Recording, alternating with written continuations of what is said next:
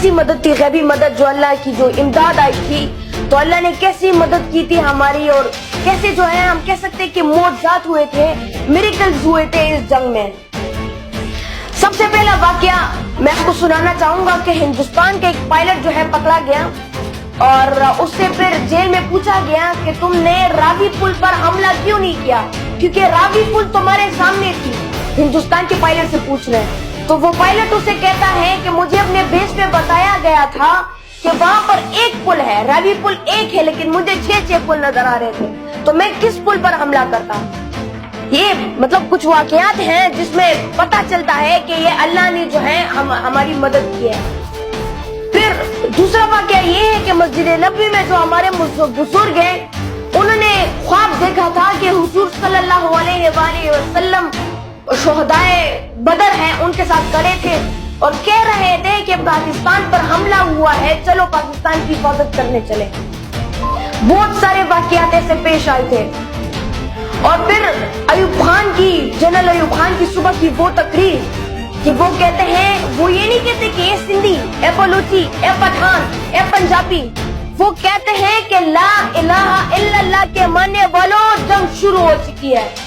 तो उस तकरीर से, उस 2 मिनट की तकरीर से, जिस तरह इकबाल रहमतुल्लाह अलैह से बंदा पूछता है कि आपकी जबान से अल्फाज कैसे अदा होते हैं, तो इकबाल रहमतुल्लाह अलैह आगे से जवाब देते हैं कि निकली तो ये लब पे इकबाल से न जाने किसकी है ये सदा, पैगाम सुकून पहुंचा दी गई, दिल महफिल का तड़पा दी गई।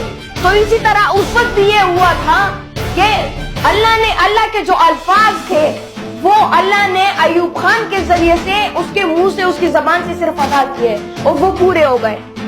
पूरी कौम जो है एक रिजर्व आर्मी बन गई, एक सीसा पिल्लाई दीवार बन गई। किस चीज की बुनियाद पे? ला इलाहा इल्लल्लाह की बुनियाद पे। मैं आपको बताऊं कि ला इलाहा इल्लल्लाह से दुश्मन क्यों डरते हैं, क्योंकि ये ऐसी, मतलब इससे जो है हमने इस मुल्क को हासिल भी किया था ला इलाहा इल्लल्लाह से, और इससे हमें इस मुल्क को बचाया भी है।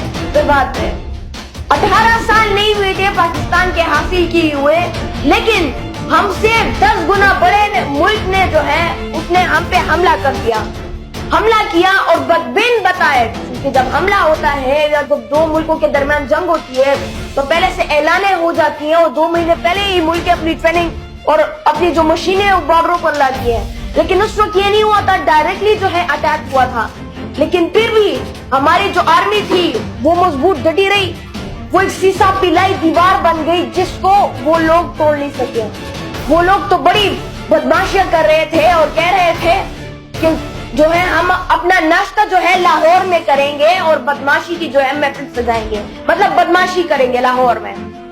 वो भी नहीं हुआ, दुश्मन जो है सरहद पार नहीं कर सकते। तो बहुत सारे ऐसे वाकयात हुए हैं और हमारी बहनों और हमारी माओं का इसमें बहुत बड़ा किरदार था।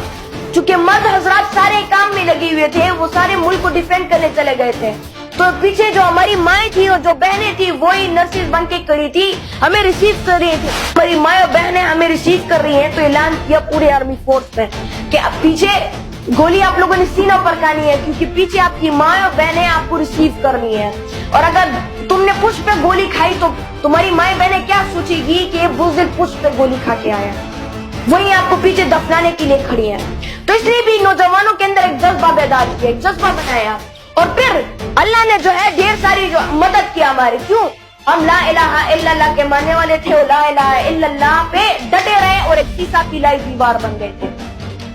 तो बहुत सारा किरदार था और मैं बहुत सारा खुशनसीब हूँ, क्योंकि आज सुबह ही मैं एक ब्रिगेडियर साहिबा से मिला हूँ और वो जो थी 1965 के जंग में वो हिस्सा भी थी, कैप्टन थी उस वक्त, और उस वक्त वो नर्स भी थी हॉस्पिटल में, CMH अस्पताल के कौन सा हॉस्पिटल है वहाँ पे वो खड़ी थी।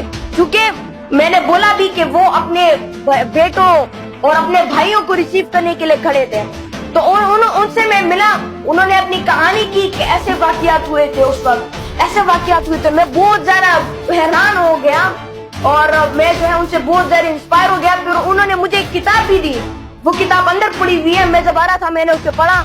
उसका नाम था मेरे साथी, मेरे गाजी और मेरे शहीद। और ये किताब आप भी अपने लिए अवेलेबल कर सकते हैं, बहुत प्यारी किताब उन्होंने लिखी है। اس میں انہوں نے اپنی کہانی لکھی ہے کہ 1965 کے وار میں کیا ہوا تھا ہمارے ساتھ، ہمارا رول کیا تھا، آرمی کا رول کیا تھا. وہ ایک جگہ پہ اس نے کہا بھی کہ میرا بیٹا خود ہی آرمی میں تھا، تو وہ آیا تو میں نے اسے دیکھا، وہ اس نے پیر پر گولی کھائی تھی، تو وہ رو رو کر مجھے کہہ رہا تھا کہ ماں آپ کا بیٹا جو ہے سینے پہ نہیں پیر پہ گولی کھا گیا ہے، مجھے معاف کرو. تو بہت سارے ایسے واقعات اس میں لکھے گئے تھے. تو میں بھی بہت زیادہ حیران ہوا، اور انشاءاللہ ایک دن میں یہاں پر اس بک کے حوالے سے بھی بتاؤں گا، اس میں جو کہانی اور جو سٹوری لکھی ہے وہ بھی میں آپ کو خود ہی پڑھ کر سناؤں گا کہ اس میں ایسی کیا انسپیریشنل سٹوری لکھی ہے، کیا موٹیویشنل سٹوری لکھی ہے، جو کہ سب لوگوں پر کی رونگٹیں کھڑی ہو جاتی ہے، بال کھڑے ہو جاتے ہیں. اور آخر میں کہنا چاہوں گا، میرے یہ پیغام ہے تمام پاکستان کو اور آپ سب کو بھی، کہ آپ لوگ جو ہے اپنے آپ کو ڈیفینڈ کرنا سیکھیں، اپنے ملک کو ڈیفینڈ کرنا سیکھیں. چونکہ آگے تو بارڈروں پر ہماری 10 لاکھ آرمی کھڑی ہے، لیکن پیچھے 10 کروڑ ریزرو آرمی بھی کھڑی ہونی چاہیے. خدا نہ خواستہ کوئی حملہ کر دے تو ہم ڈیفینڈ کر سکے اپنے ملک کو. اور آج کل چونکہ جنگیں جو ہیں ایسے نہیں ہوتی کہ بارڈر پر لا کے آرمی کھڑے کر دیتے اور حملہ شروع ہو جاتا ہے. آج کل جنگیں نظریاتی محاذوں پر ہوتی ہے، فیس بک کے ذریعے سے، ٹویٹر، یوٹیوب کے ذریعے سے. تو آپ لوگوں نے بھی ٹویٹر کے ذریعے سے، فیس بک کے ذریعے سے، یوٹیوب کے ذریعے سے اپنے ملک کو ڈیفینڈ کرنا ہے. کسی کو ابیوزز نہیں دینی، نیگیٹو کچھ استعمال نہیں کرنا، لیکن پھر بھی کوشش کریں کہ اپنے ملک کو ڈیفینڈ کر سکیں، تاکہ آپ بھی ڈیفینڈنگ کرنا سیکھیں اور اس طرح پوری قوم جو ہے اپنے ملک کو ڈیفینڈ کرنا سیکھے. اور انشاءاللہ ہم پاکستان کو ڈیفینڈ کریں گے. پاکستان زندہ باد! پاکستان زندہ باد!